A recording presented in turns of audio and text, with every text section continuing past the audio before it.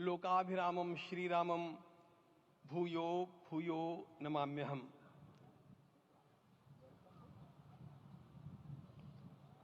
आज अंतःकरण अत्यंत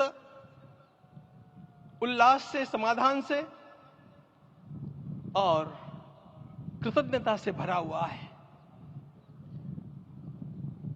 हमारा संपूर्ण राष्ट्र और पूरा विश्व भी आज भगवान श्री राम की प्रतिष्ठा से आलोकित होने का पर्व आरंभ हो चुका है।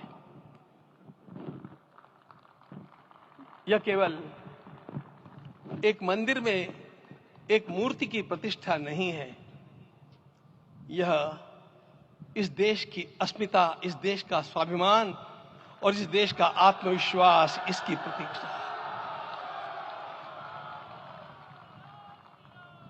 500 वर्षों की प्रतीक्षा के पश्चात यह संभव हो सका। इसके जो अनेक कारण हैं, उनके ऊपर तो आलोक हमारे सारे सम्माननीय अभ्यागत डालेंगे ही। मैं केवल एक काम के लिए यहां पर खड़ा हूं, छोटा सा काम। कारण तो अनेक होते हैं, लेकिन अनेक कारण मिलते मिलते आखिर वे एक विशिष्ट स्तर तक पहुंच जाते हैं और उस स्तर पर कोई महापुरुष हम लोगों को उपलब्ध होता है और उस विभूति के कारण युग परिवर्तित हो जाता है। इस प्रकार का परिवर्तन लाने के लिए अपने जीवन को साधना पड़ता है और इस प्रकार जीवन साधने वाले हमारे इस देश की परंपरा के अनेक महान रत्नों में आज हम लोगों को समय की आवश्यकता, युग की आवश्यकता, सनातन के अंतःकरण की आवश्यकता के रूप में हमारे सम्माननीय प्रधानमंत्री जी प्राप्त हुए हैं।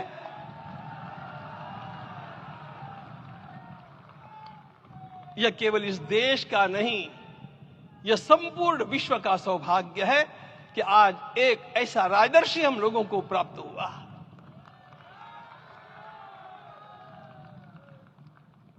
आपके मंगल हाथों से आज प्रतिष्ठा होने की बात थी, वह स्वाभाविक भी था, वो होना ही था मित्रों। लेकिन मुझे इस बात का आश्चर्य हुआ जब मुझे लगभग 20 दिन पूर्व समाचार मिले कि माननीय प्रधानमंत्री जी को इस प्रतिष्ठा के लिए स्वयं अपने लिए क्या क्या अनुष्ठान करके सिद्ध करना चाहिए, स्वयं को उसकी नियमावली आप लिख करके भेजें।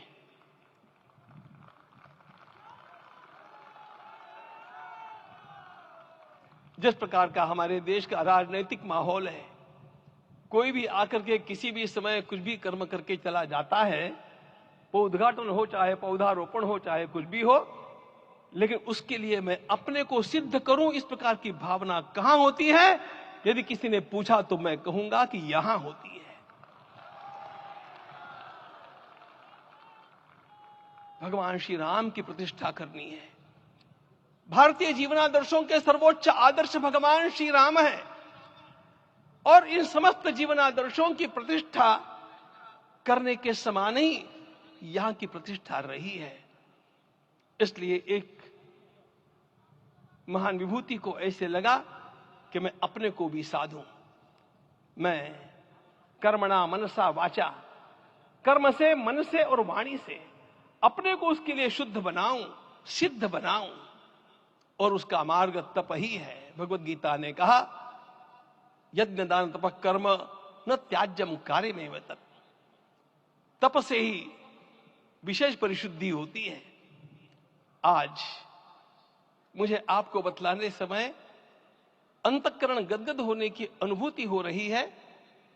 मैंने तो कहा था, हम लोगों ने महापुरुषों से परामर्श करके लिखा था, आपको केवल 3 दिन का उपवास करना है।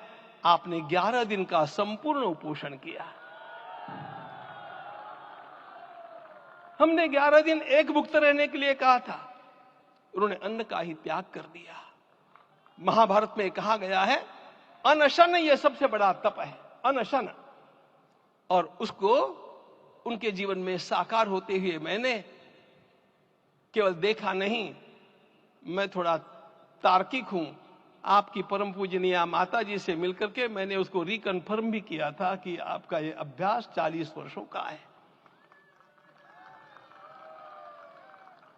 ऐसा तपस्वी कोई राष्ट्रीय नेता प्राप्त होना यह सामान्य बात नहीं है।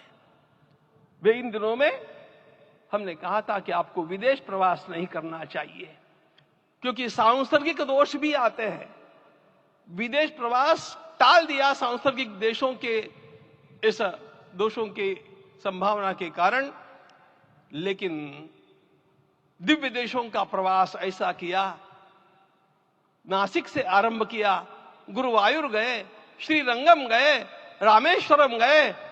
इन सारे स्थानों पर जाकर के वहां के परमाणुओं को लेकर के और पूरी भारत माता के हर कोनों में जाकर के मानो वे निमंत्रण दे रहे थे कि आइए दिव्य आत्माओं, अयोध्या पधारिए और हमारे राष्ट्र को महान बनाने के लिए आशीर्वाद दीजिए।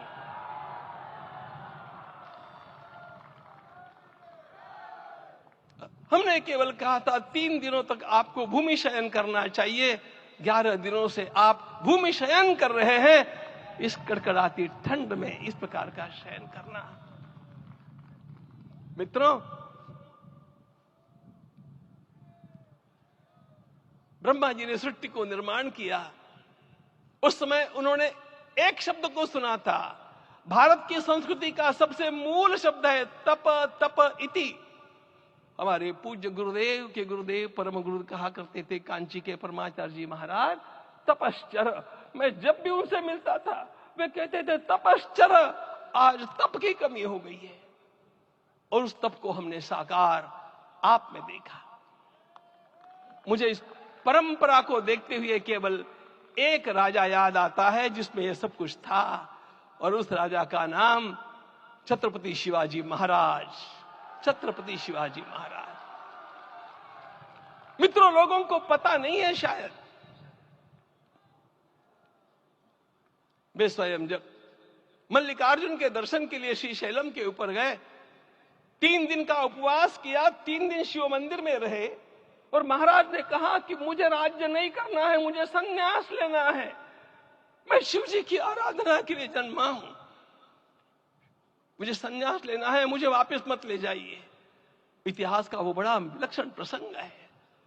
उस प्रसंग में उनके सारे ज्येष्ठ मंत्रियों ने उनको समझाया और लौटा करके लाया कि यह भी आपका कार्य भगवत सेवा ही है। आज हम लोगों को उसी प्रकार के एक महापुरुष ऐसे प्राप्त हुए हैं जिसको भगवती जगदम्बा ने स्वयं हिमालय से लौटा करके भेज दिया कि जाओ भारत माता की सेवा करो। तुम्हें भारत माता की सेवा करनी है। मैं अपने को कभी श्रद्धा रखने के बारे में भावुक नहीं पाता हूं, लेकिन कुछ स्थान ऐसे होते हैं जहां पर आदर के साथ अपना मस्तक अपने आप झुक जाता है।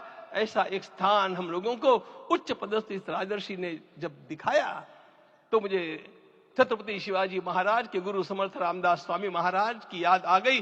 उन्होंने शिवाजी का वर्णन किया, निश्चयाचा महामेरु, निश्चयाचा महामेरु, बहुत जनासी आधारू, अखंड स्थितिता निर्धारू, श्रीमंत योगी, श्रीमंत योगी, श्रीमंत योगी। हम लोगों को आज एक श्रीमंत योगी प्राप्त हुआ।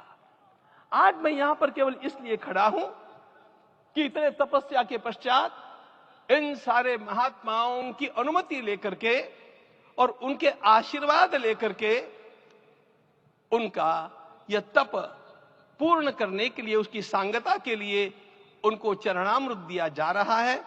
आप सबकी सहमति हो तो आप सब लोग ओंकार का घोष करके मुझे सहमति दें।